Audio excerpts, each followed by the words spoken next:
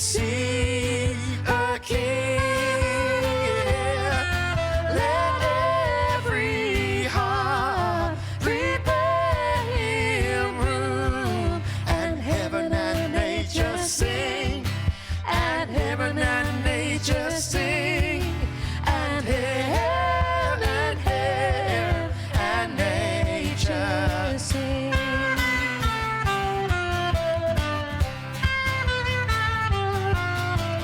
He rules the world with truth and grace, and makes the nations prove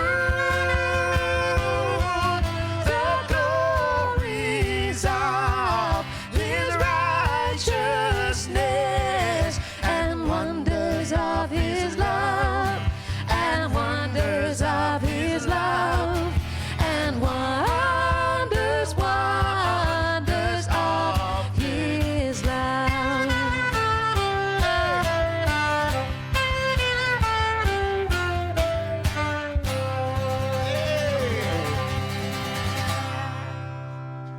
A wonderful welcome to our Christmas programme, and what amazing guests we've got, Killy. We have amazing guests with us. We just heard them, Noel Robinson, Lou Fellingham and Leah Sachs, and we also have Mark Green joining us later. Thank you for being with us wherever you're watching from. We love Christmas, and we hope that you're not going to be stressed at this time. The word stressed, when you spell it backwards, it's desserts. So don't be stressed, just have some desserts. This is a great season of expectation and anticipation.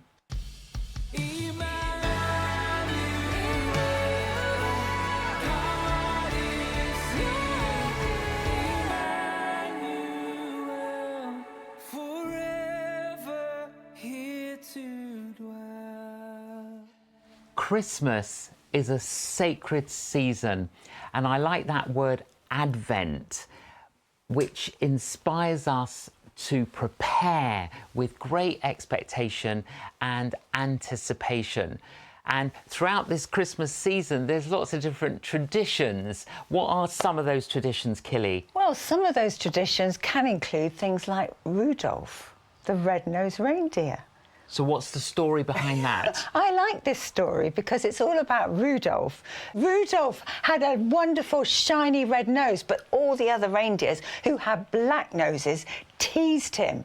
And the story was written in 1939 by a chap called Robert May, and he wanted to write about a reindeer who overcome adversity.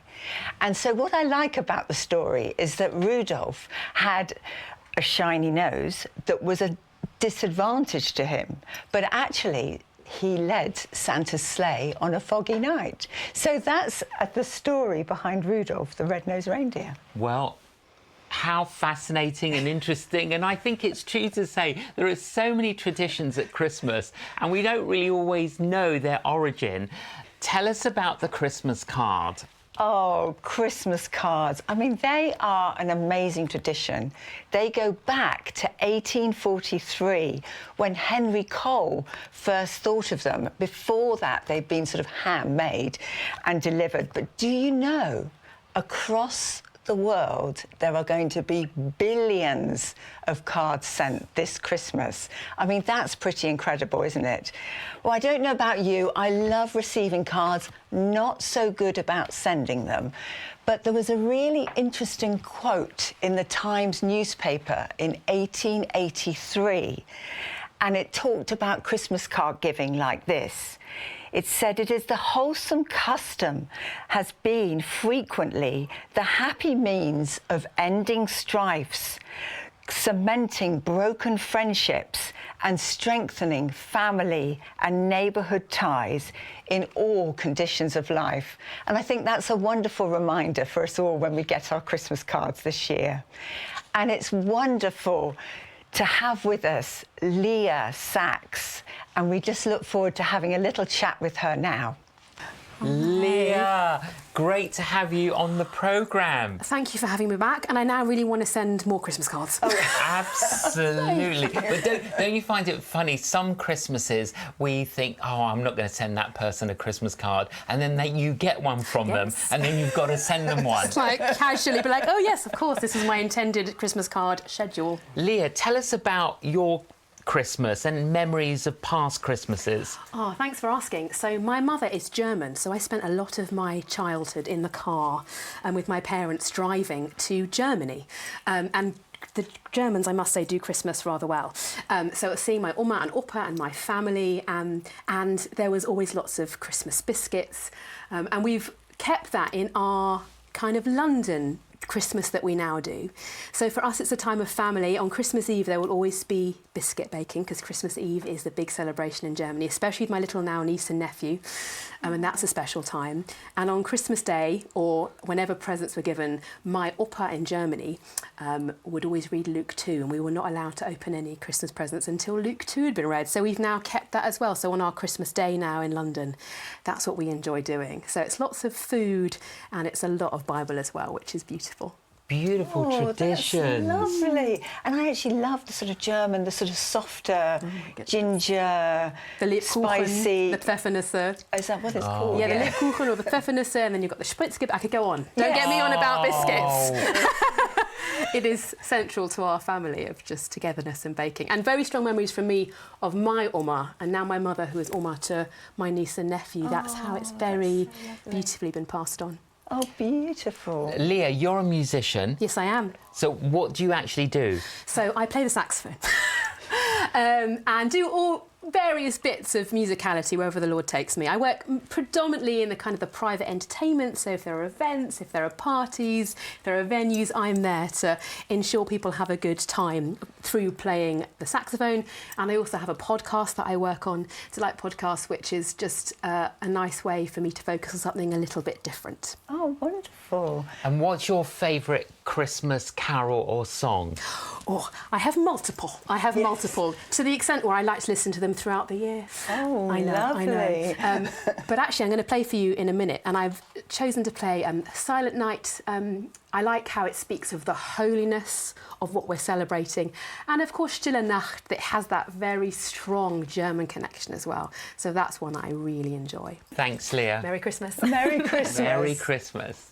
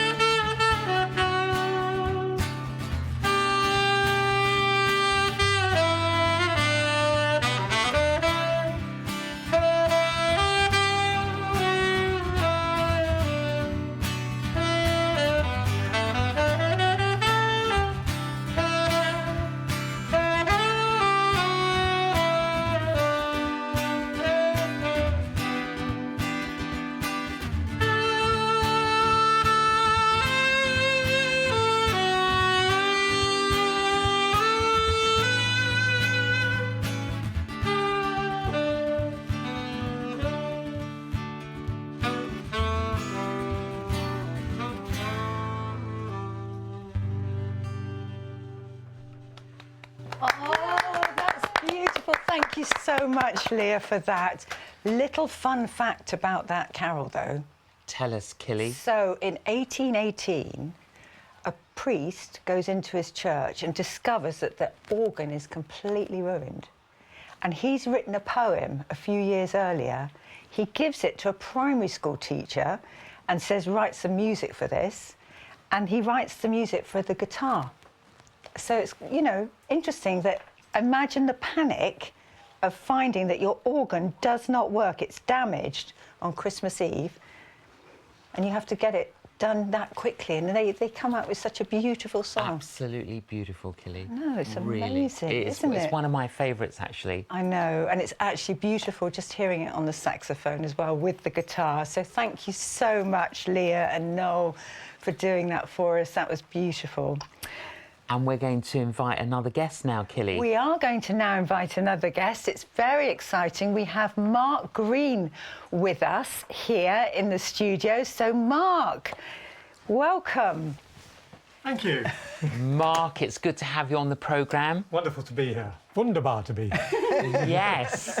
Now, what about you? A fond memory of Christmas? Oh, lots of fond memories of Christmas, yeah, growing up. And we also, coming from a Jewish background, we also had Hanukkah. So I got, you know, double whammy. Oh. A little bit of presents early December, a few more 3 weeks later. So, yes. Well, tell us about Hanukkah. What is Hanukkah? Well, Hanukkah was, you know, it means dedication, and it's a festival of lights. And what it was that the Jewish people had been conquered by the Greeks, and then the Greeks defiled the temple. So there was a rebellion, and then this was the dedication. Hanukkah means dedication. When they'd won the victory, they defeated the Greeks against tremendous odds.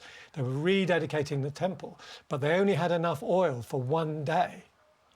It was going to run out. But miraculously, before the new supplies came, the oil lasted 8 days. So Hanukkah is the celebration of that. That's why there are 8 candles that you light and so on and so forth, to celebrate this miracle that the oil does not run out. Now, you, Mark, are a believer in Jesus, Yeshua. When did that happen for you? Happened my last 3 weeks, I think, at college. Yeah, when I was in my sort of 23 years old, yeah. And you had an epiphany? I actually did have an epiphany. As in, people had talked to me about Jesus an awful lot in the past. And, you know, I thought about it a bit. But actually on that particular day, when somebody was sitting in my room, 100 yards from the synagogue, and this guy called Steve Wexler came and talked to me, and he said, so, you know, would you like to receive Jesus? And to be honest, I don't know that I really knew what he was asking me. I don't think at that time I thought, I am definitely a sinner, but there was a presence in the room. There was a presence in the room, and I kind of was held, if you like, held. It was like being received into an embrace by Jesus. I kind of surrendered to him. And it wasn't a difficult surrender at that point. Something happened in the room. I'd like to tell you that it was a really intellectual decision and I thought about all, but it wasn't like that. He kind of, it was his grace, he just received me in, and something happened then that changed deeply in me on that day. So you encountered the presence of Jesus? Yes, I did. Although at that time I didn't know what that was. You know, this is happening to me. He's the answer. What's the question? Absolutely. I love that. I think that's wonderful. Now, obviously, being Jewish and what we would say now a fulfilled Jew, you have read and studied both the Old Testament and the New Testament. In the Old Testament, Mark, there are what are called messianic prophecies about the arrival of the Messiah. Tell us about those prophecies. Well, in the Old Testament, the scholars say that there are well over 300 predictions that the Jewish people would receive a Messiah, that there was somebody coming who would transform the world, really. And a number of them relate to his actual life, some of them relate to his death, some of them relate to how he's going to teach, some of them relate to what he's going to do in the end, and some of them also point specifically to his birth. And I think the first thing about these predictions, it tells us that God had a plan. Jesus isn't some kind of random event that he sort of suddenly appears and, no, God has a plan for the whole of humanity and a plan for each one of us. And when it comes to Christmas, 700 years before Jesus is born, the prophet Isaiah says he's going to be born, this Messiah is going to be born to a virgin. Well, go figure, that's just impossible. But in the end, that happened 700 years later. 700 years before, Micah, the prophet Micah, writing about the same time as Isaiah, said it's going to happen in Bethlehem. 700 years later, it happens in Bethlehem. Now, Bethlehem, we know Bethlehem, but Bethlehem is a small town. It's not like the Messiah is going to be born in London. There's 10 million people there. No, it's a small town. And so that's where... And there's a story behind that story because of the entire Roman census. Yes, indeed. That facilitated that. And Mark, another thing that you do, I know, is that you write poems. And you've been writing Christmas poems for how long? Since before the foundation of the earth. Well, about 30 years, actually, 30 years. 30 years? Yeah. Oh, wow. And you've compiled them in a book? Yes, it's a lovely book that's beautifully illustrated by a fantastic designer. Oh, that's wonderful. Can you tell us about the poem you're going to read? This poem is called Kings. And one of the things about the three wise men, they're also called kings, is they probably weren't kings, and there probably weren't three of them. Sorry, everybody. Yes. But to me, it's extraordinary that 800, 1,000 miles away, they decide the truth is really worth seeking. Yeah. I'm going to go on a journey, however many of them I'm going to go. It's really, really worth seeking. And that God really honours their search. And I think he honours anybody's search. And although they get some things wrong, actually, no matter, they get to see the Messiah and realise that that Messiah is for them. Yeah. And for us. Oh, well, please read it to us, Mark. We'd love to hear it. So this is called Kings. We were not three and not kings, at least not when we arrived, and really more curious than wise, craning for truth in starlit skies, but at least looking, at least checking what we thought we knew, a king born for the Jews. No, we were not wise, more stupid than wise, asking another king to point us to a rival's cradle, but at least asking and finding truth in the old scroll, truth a murderer would not recognise, but wary Herod was to ply us with winsome lies and play a deferential role. No, we were not so wise, more blind than wise, searching for a king for someone else, but at least searching and finding in someone else's king our end, the end of lifeless ways, the rule for all our days. Later, they fancied us kings. In that, there was only this truth. He who would wear a crown must first bow low, must first bow down. Oh, that's beautiful. Beautiful, Thank Mark. you so much, Mark, for that. That was wonderful. And that's taken from your book that you've put together. Yes, it's called Adventure, beautifully illustrated by a fantastic designer. Yeah, Adventure, the Christmas poems, yeah. Thank you, Mark. Thank you, Mark. And now we're going to hear from Lou singing Angels from the Realms of Glory. What a beautiful carol this is.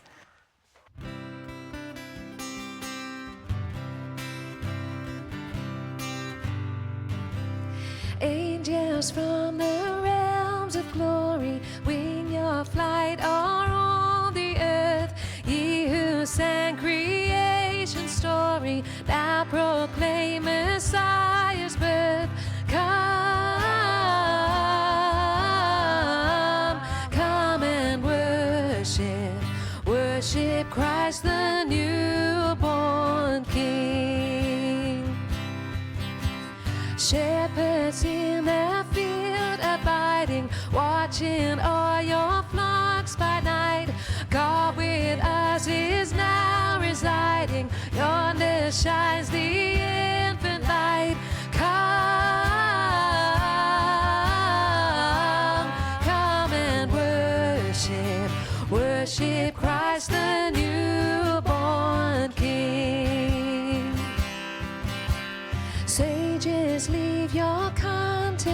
nations, brighter visions beam afar. Seek the great desire of nations, ye have seen his natal star.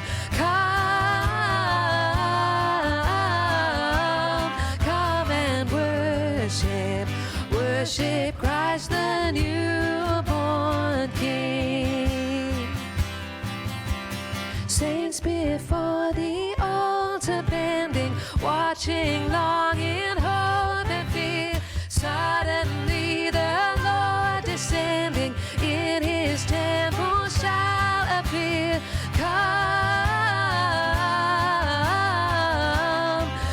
and worship Christ the newborn King.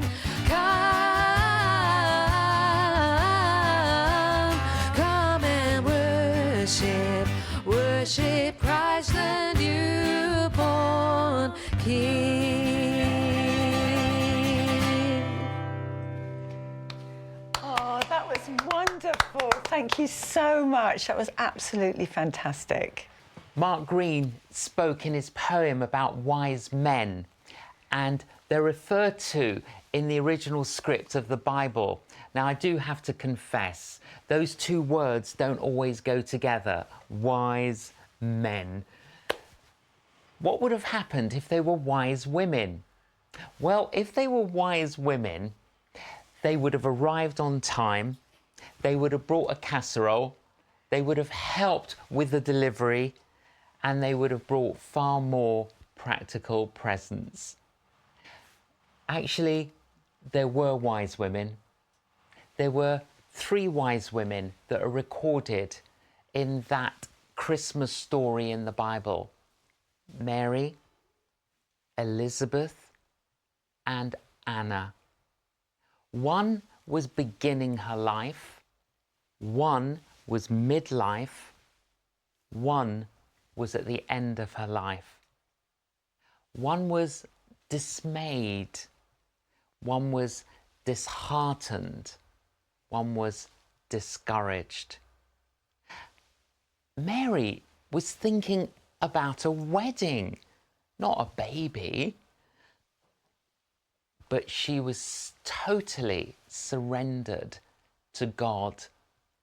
And there were some miraculous happenings with angels that revealed to her this incredible mystery of God becoming a baby and her willingness to receive Christ literally. Elizabeth was barren, and in that society at that time, this was a little bit disgraceful. But she didn't allow what she couldn't have prevent her from going deeper with God. And in the end, God included her in that Christmas story, and she did become pregnant, and she did have a son, and that son, John the Baptist, was the forerunner to Jesus. Anna was a widow. After only a few years, her husband died. But she then continued in her life in the temple, worshipping God. She didn't allow the past to hinder her future. You know, we can't alter the past, but we can bring the past to the altar of God. As I said, Mary literally received Christ. And you and I, we can receive Christ today. We can welcome Jesus into our lives, and we can know his presence and his peace and his grace and his strength. Can I encourage you to receive Christ? I love the words in that beautiful hymn, O Little Town of Bethlehem. And in the final verse, there's a prayer. Will you echo this prayer with me now? O Holy Child of Bethlehem, descend on me, I pray. Cast out my sin and enter in. Be born in me today. Oh, come to me, abide with me, my Lord, Emmanuel. Amen. If you prayed that prayer, Jesus has heard it, and the miracle of Jesus has begun in your life. Thank you so much for joining us this week. We will be back next week, so please join us then. And now I'm going to hand over to the wonderful Leah, Lou and Noel to take us out with that wonderful carol, Hark the Herald Angels Sing.